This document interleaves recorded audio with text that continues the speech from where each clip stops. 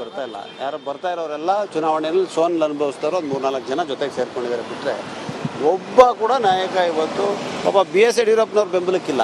So ಅದರಿಂದ ಅದ್ರ ಬಗ್ಗೆ ವಿಜೇಂದ್ರ ಗಮನ ಹರಿಸಲಿ. ಬೇರೆಯವ್ರಿಗೆ ಕೈ ಬೆರಳು ತೋರಿಸುವಾಗ 4 ಬೆರಳು ಅವ್ರ ಕಡೆ ತೋರಿಸ್ತದೆ ಅಂತ ಹೇಳೋದು ಬರ್ತಿದ್ದಾರೆ. ಸರ್, ಈಗ ಸ್ನೇಹಮಯಿ ಕೃಷ್ಣ ಸುಪ್ರೀಂ ಕೋರ್ಟ್ಗೆ ಸ್ನೇಹಮಯಿ ಕೃಷ್ಣ ಹೋಗ್ತಾ ಇದ್ದಾರೋ, ಸ್ನೇಹಮಯಿ ಕೃಷ್ಣ ಹಿಂದೆ ಇರೋರು ಹೋಗ್ತಾ ಇದ್ದಾರೋ ನನಗೆ ಗೊತ್ತಿಲ್ಲ. ಆದರೆ ಸ್ನೇಹಮಯಿ ಕೃಷ್ಣ ಇಂಥ ದೊಡ್ಡ ದೊಡ್ಡ ವಕೀಲರನ್ನ ಇಟ್ಟು ವಾದವನ್ನು ಮಂಡಿಸುವಂಥ ಶಕ್ತಿ ಇದೆ, ಆರ್ಥಿಕ ಶಕ್ತಿ ಇದೆ ಅಂಥೇಳಿ ನಾನಂತೂ ಒಪ್ಪಕ್ಕಾಗಲ್ಲ, ತಾವು ಯಾರೂ ಒಪ್ಪಲ್ಲ ಅಂತ ಭಾವಿಸ್ತೇನೆ. ಅದರಿಂದ ಇದು ರಾಜಕೀಯ. ಅವ್ರು ಯಾರೂ ಕೂಡ ನ್ಯಾಯಬದ್ಧವಾಗಿ ನಡ್ಕೊತಾ ಇಲ್ಲ. ಸರ್ಕಾರನ ಅಸ್ಥಿರಗೊಳಿಸಬೇಕು ಅಂತ ಹೇಳುವಂಥ ಪ್ರಯತ್ನ ನಡೀತಾ ಇದೆ. ಅದು ಜನರ ಬೆಂಬಲದಿಂದ ಮತ್ತು ಕಾನೂನಿನ ಬೆಂಬಲದಿಂದ ವಿಫಲವಾಗ್ತಾ ಇದೆ. ಯಾರು ಇರ್ಬೋದು ಅಂತ ಅನ್ಸುತ್ತೆ ಸರ್ ಪ್ರಮುಖವಾಗಿ? ಅಲ್ಲ, ಎಲ್ಲ ಭಾಳಷ್ಟು ಜನ ಇರ್ತಾರೆ. ಎಲ್ಲದರಲ್ಲೂ ಒಬ್ಬರು ಇಬ್ಬರು ಇರೋದಿಲ್ಲ, ಎಲ್ಲ ತುಂಬ ಜನ ಸೇರ್ಕೊಂಡಿರ್ತಾರೆ. ಎನಿಮಿ ಇಸ್ ಮೈ ಫ್ರೆಂಡ್ ಅಂತಾರಲ್ಲ ರಾಜಕೀಯದಲ್ಲಿ, ಹಂಗೆ ರಾಜಕೀಯ ಶತ್ರುಗಳೆಲ್ಲ ನನ್ನ ಸ್ನೇಹಿತರು ಅಂತ. ನಿಮ್ಮದೇ ಪಕ್ಷದವರು ಕೆಲವರು ಕೈ ಜೋಡಿಸೋರು ಆ ಥರ ಇರಲಿಲ್ಲ. ನಮ್ಮ ಪಕ್ಷದವರಲ್ಲಿ ನೋಡಿ, ನಮ್ಮ ಪಕ್ಷದಲ್ಲಿ ಆಂತರಿಕವಾದಂಥ ಪ್ರಜಾಪ್ರಭುತ್ವ ಇರೋಂಥ ಪಕ್ಷ, ಸಾಮೂಹಿಕ ನಾಯಕತ್ವದಲ್ಲಿ ನಾವು ನಡ್ಕೊಂಡು ಹೋಗ್ತಾ ಇದ್ದೀವಿ. ಅಲ್ಲಿ ಕೆಲವು ಚರ್ಚೆಗಳಾಗ್ತದೆ ಬಿಟ್ಟರೆ ಆ ರೀತಿಯಾಗಿ ಹಿಂದೆಯಿಂದ ಬೆನ್ನಿಗೆ ಚೂರಿ ಹಾಕುವಂಥ ಕೆಲಸ ಮಾಡುವಂಥವ್ರು ಯಾರು ಕೂಡ ಇಲ್ಲ. ನಾವೆಲ್ಲ ಜೊತೆಗಿದ್ದೀವಿ, ಜೊತೆಗೆ ಸರ್ಕಾರವನ್ನು ತಂದಿದ್ದೇವೆ, ಜೊತೆಗೆ ಸರ್ಕಾರ ನಡೆಸ್ತೀವಿ. ಪ್ರತಿಪಕ್ಷ ಕುಮಾರಸ್ವಾಮಿ ಅವರಲ್ಲಿ ವಿಜೇಂದ್ರ ಅವರು ಅದನ್ನು ಆರೋಪ ಮಾಡಿದ್ರು, ಕುರ್ಚಿ ಕಾವಲಿಟ್ಟವರೇ ಮಾಡ್ತಾರೆ. ಅವರು ಗೊತ್ತಿರ್ಬೋದು ನನಗೆ. Thank you sir. Deepu English ತಗೋಬೈಲಿ. ಗಮನಿಸ್ತಾ ಇದ್ದೀರಿ, ಸಿದ್ದರಾಮಯ್ಯಗೆ ಬಿಗ್ ರಿಲೀಫ್ ಸಿಕ್ಕಿದೆ. ಕಾನೂನು ಸಲಹೆಗಾರ ಪೊನ್ನಣ್ಣ ಹೇಳೋದನ್ನು ಗಮನಿಸಿದ್ರಿ, ವಿಜೇಂದ್ರ ಹೇಳೋದನ್ನು ಕೂಡ ಗಮನಿಸಿದ್ರಿ. ಅವರಿಗೆ ಬಿಗ್ ರಿಲೀಫ್ ಅಂತೂ ಸಿಕ್ಕಿದೆ. ಆದರೆ ಇದು ಮುಂದುವರಿಯುತ್ತೆ ಅನ್ನೋ ಲೆಕ್ಕಾಚಾರದಲ್ಲಿ ವಿಜೇಂದ್ರ ಅವರು ಮಾತನಾಡಿದ್ದಾರೆ. ಇನ್ನು ಮತ್ತೊಂದು ಕಡೆ ಯಡಿಯೂರಪ್ಪನವ್ರಿಗೂ ಕೂಡ FIR ರದ್ದು ಮಾಡಿಲ್ಲ. ಸದ್ಯಕ್ಕೆ ಬಿಗ್ ರಿಲೀಫ್ ಅಂತೂ ಸಿಕ್ಕಿದೆ. FIR ರದ್ದು ಮಾಡದ ಕಾರಣ 1 ವರ್ಷದಲ್ಲಿ ಈ ಒಂದು ಪ್ರಕರಣ ಮುಗಿಯಬೇಕು ಅನ್ನುವಂಥ ಆದೇಶವೂ ಕೂಡ ಹೊರಬಿದ್ದಿರೋದು. ಸೊ ಹಾಗಾಗಿ ಪೋಕ್ಸೋ ಕೇಸ್ನಲ್ಲಿ BSYಗೆ ಹೈ ರಿಲೀಫ್ ಸಿಕ್ಕಿದೆ. ತಂದೆ ಯಡಿಯೂರಪ್ಪನವ್ರನ್ನೂ ಕೂಡ ವಿಜೇಂದ್ರ ಭೇಟಿ ಮಾಡಿದ್ದಾರೆ.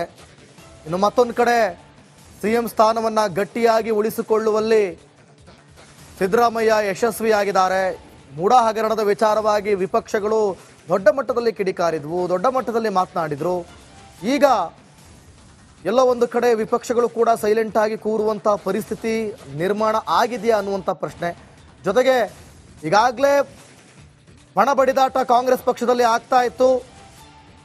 ಅದೆಲ್ಲದಕ್ಕೂ ಕೂಡ ಒಂದು ರೀತಿಯಲ್ಲಿ ಬ್ರೇಕ್ ಬೀಳಬಹುದಾ ಅನ್ನುವಂಥದ್ದನ್ನು ಕೂಡ ಕಾದು ನೋಡಬೇಕು. ಬರ್ತಾ ಇಲ್ಲ. ಯಾರು ಬರ್ತಾ ಇರೋರೆಲ್ಲ ಚುನಾವಣೆಯಲ್ಲಿ ಸೋಲ್ ಅನುಭವಿಸಿದವರು ಒಂದು 3-4 ಜನ ಜೊತೆಗೆ ಸೇರ್ಕೊಂಡಿದ್ದಾರೆ ಬಿಟ್ಟರೆ ಒಬ್ಬ ಕೂಡ ನಾಯಕ ಇವತ್ತು ಒಬ್ಬ BS ಯಡಿಯೂರಪ್ಪನವ್ರ ಬೆಂಬಲಕ್ಕಿಲ್ಲ.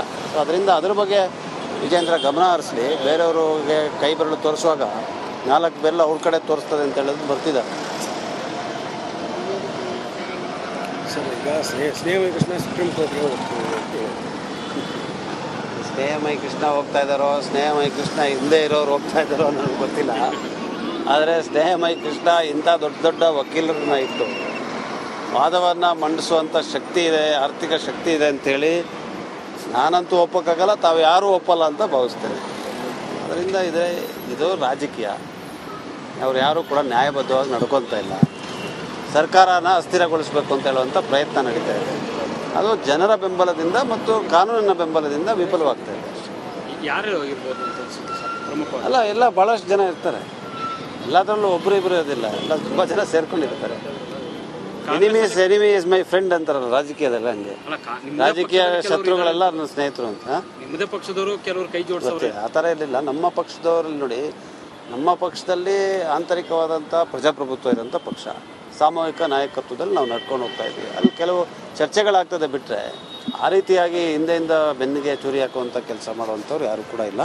ನಾವೆಲ್ಲ ಜೊತೆಗಿದ್ದೀವಿ, ಜೊತೆಗೆ ಸರ್ಕಾರವನ್ನು ತಂದಿದ್ದೇವೆ, ಜೊತೆಗೆ ಸರ್ಕಾರ ನಡೆಸ್ತೀವಿ. ಪ್ರತಿಪಕ್ಷ ಕುಮಾರಸ್ವಾಮಿ ಅವರಲ್ಲಿ ವಿಜೇಂದ್ರ ಅವರು ಅದನ್ನು ಆರೋಪ ಮಾಡಿದ್ರು, ಕುರ್ಚಿ ಕಾವಲಿಟ್ಟವರೇ ಮಾಡ್ತಾರೆ. ಅವರು ಗೊತ್ತಿರ್ಬೋದು ನನಗೆ. Thank you sir. Deepu English ತಗೋಬೈಲಿ.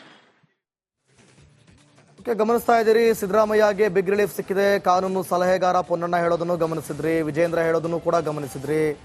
ಅವರಿಗೆ ಬಿಗ್ ರಿಲೀಫ್ ಅಂತೂ ಸಿಕ್ಕಿದೆ. ಆದರೆ ಇದು ಮುಂದುವರಿಯುತ್ತೆ ಅನ್ನೋ ಲೆಕ್ಕಾಚಾರದಲ್ಲಿ ವಿಜೇಂದ್ರ ಅವರು ಮಾತನಾಡಿದ್ದಾರೆ. ಇನ್ನು ಮತ್ತೊಂದು ಕಡೆ ಯಡಿಯೂರಪ್ಪನವ್ರಿಗೂ ಕೂಡ FIR ರದ್ದು ಮಾಡಿಲ್ಲ. ಸದ್ಯಕ್ಕೆ ಬಿಗ್ ರಿಲೀಫ್ ಅಂತೂ ಸಿಕ್ಕಿದೆ. FIR ರದ್ದು ಮಾಡದ ಕಾರಣ 1 ವರ್ಷದಲ್ಲಿ ಈ ಒಂದು ಪ್ರಕರಣ ಮುಗಿಯಬೇಕು ಅನ್ನುವಂಥ ಆದೇಶವೂ ಕೂಡ ಹೊರಬಿದ್ದಿರೋದು. ಸೊ ಹಾಗಾಗಿ ಪೋಕ್ಸೋ ಕೇಸ್ನಲ್ಲಿ BSYಗೆ ಹೈ ರಿಲೀಫ್ ಸಿಕ್ಕಿದೆ. ತಂದೆ ಯಡಿಯೂರಪ್ಪನವ್ರನ್ನೂ ಕೂಡ ವಿಜೇಂದ್ರ ಭೇಟಿ ಮಾಡಿದ್ದಾರೆ. ಇನ್ನು ಮತ್ತೊಂದು ಕಡೆ CM ಸ್ಥಾನವನ್ನು ಗಟ್ಟಿಯಾಗಿ ಉಳಿಸಿಕೊಳ್ಳುವಲ್ಲಿ ಸಿದ್ದರಾಮಯ್ಯ ಯಶಸ್ವಿಯಾಗಿದ್ದಾರೆ. ಮೂಡಾ ಹಗರಣದ ವಿಚಾರವಾಗಿ ವಿಪಕ್ಷಗಳು ದೊಡ್ಡ ಮಟ್ಟದಲ್ಲಿ ಕಿಡಿಕಾರಿದ್ವು, ದೊಡ್ಡ ಮಟ್ಟದಲ್ಲಿ ಮಾತನಾಡಿದ್ರು. ಈಗ ಎಲ್ಲೋ ಒಂದು ಕಡೆ ವಿಪಕ್ಷಗಳು ಕೂಡ ಸೈಲೆಂಟ್ ಆಗಿ ಕೂರುವಂಥ ಪರಿಸ್ಥಿತಿ ನಿರ್ಮಾಣ ಆಗಿದೆಯಾ ಅನ್ನುವಂಥ ಪ್ರಶ್ನೆ. ಜೊತೆಗೆ ಈಗಾಗಲೇ ಬಣ ಬಡಿದಾಟ ಕಾಂಗ್ರೆಸ್ ಪಕ್ಷದಲ್ಲಿ ಆಗ್ತಾ ಇತ್ತು. ಅದೆಲ್ಲದಕ್ಕೂ ಕೂಡ ಒಂದು ರೀತಿಯಲ್ಲಿ ಬ್ರೇಕ್ ಬೀಳಬಹುದಾ ಅನ್ನುವಂಥದ್ದನ್ನು ಕೂಡ ಕಾದು ನೋಡಬೇಕು. ಪೋಕ್ಸೋ ಕೇಸಲ್ಲಿ BSYಗೆ ಹೈ ರಿಲೀಫ್ ಸಿಕ್ಕಿದೆ. ತಂದೆ ಯಡಿಯೂರಪ್ಪ ಭೇಟಿಯಾಗಿದ್ದಾರೆ ವಿಜೇಂದ್ರ.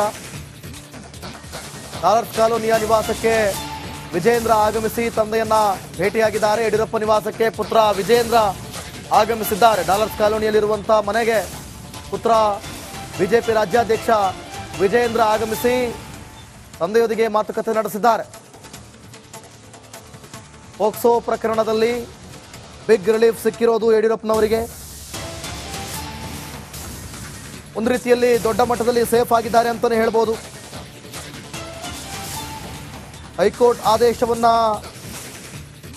ಪ್ರಶ್ನಿಸಿ ಇವರು ಮುಂದೆ ಹೋಗಬಹುದು. ಆದರೆ ಈಗ ಮುಂದೇನು ಅನ್ನುವಂಥ ಲೆಕ್ಕಾಚಾರಕ್ಕೆ ಮಾಜಿ CM BSYಗೆ ಬಂಧನ ಇಲ್ಲವಷ್ಟೇ. ಆದರೆ FIR ಅನ್ನ ಹೈಕೋರ್ಟ್ ರದ್ದು ಮಾಡಿಲ್ಲ. ಪೋಕ್ಸೋ ಕೇಸ್ ವಿಚಾರಣೆ 1 ವರ್ಷದಲ್ಲಿ ಮುಗಿಯಬೇಕು.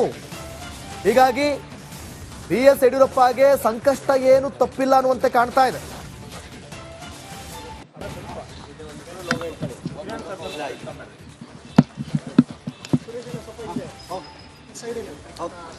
ಸುಮಣ್ಣ,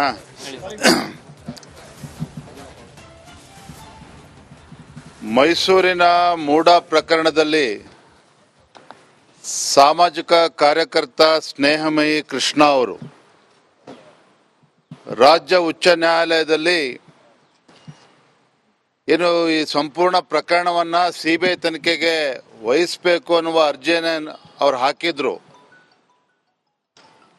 ಆ ಅರ್ಜಿಯನ್ನ ಮಾನ್ಯ ರಾಜ್ಯ ಉಚ್ಚ ನ್ಯಾಯಾಲಯ ತಿರಸ್ಕರಿಸಿದ್ದಾರೆ. CBI ತನಿಖೆ ಕೋರಿರ್ತಕ್ಕಂಥ ಅರ್ಜಿಯನ್ನ ತಿರಸ್ಕರಿಸಿದ್ದಾರೆ. ಅದರ ಅರ್ಥ ಮುಖ್ಯಮಂತ್ರಿ ಸಿದ್ದರಾಮಯ್ಯನವರು ನಿರಪರಾಧಿ ಅಂತ ಹೈಕೋರ್ಟ್ ಹೇಳಿಲ್ಲ.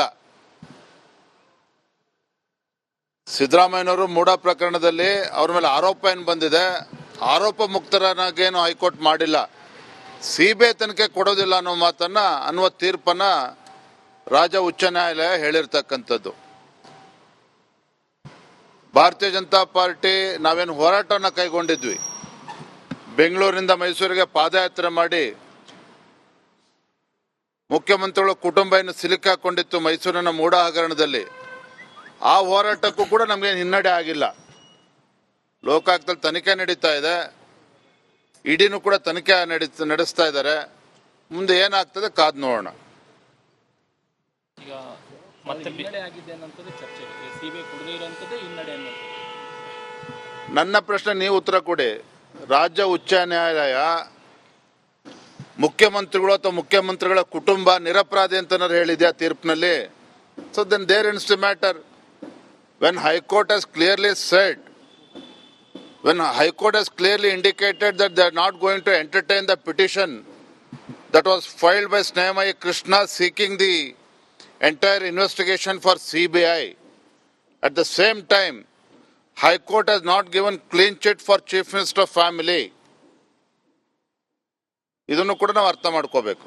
ಈಗ ಲೋಕಾಯುಕ್ತವೇ ತನಿಖೆ ಮುಂದುವರಿಸೋದ್ರಿಂದ ಈಗ ನಿಮ್ಮ ಡಿಮಾಂಡ್ ಇದ್ದಂತ ಲೋಕಾಯುಕ್ತವೇ ತನಿಖೆ ಬೇಡ, ನಮಗೆ ಅದ್ರಲ್ಲಿ ವಿಶ್ವಾಸ ಇಲ್ಲ ಅನ್ನೋದ್ರಿಂದ ನೀವು ಹೋರಾಟ ಮಾಡಿದೆ ಅಂತ ಇಷ್ಟು ದಿನ. ನಾವು ಹೋರಾಟ ಮಾಡಿರ್ತಕ್ಕಂಥದ್ದು ಮೈಸೂರಿನ ಮೂಡಾ ಹಗರಣದಲ್ಲಿ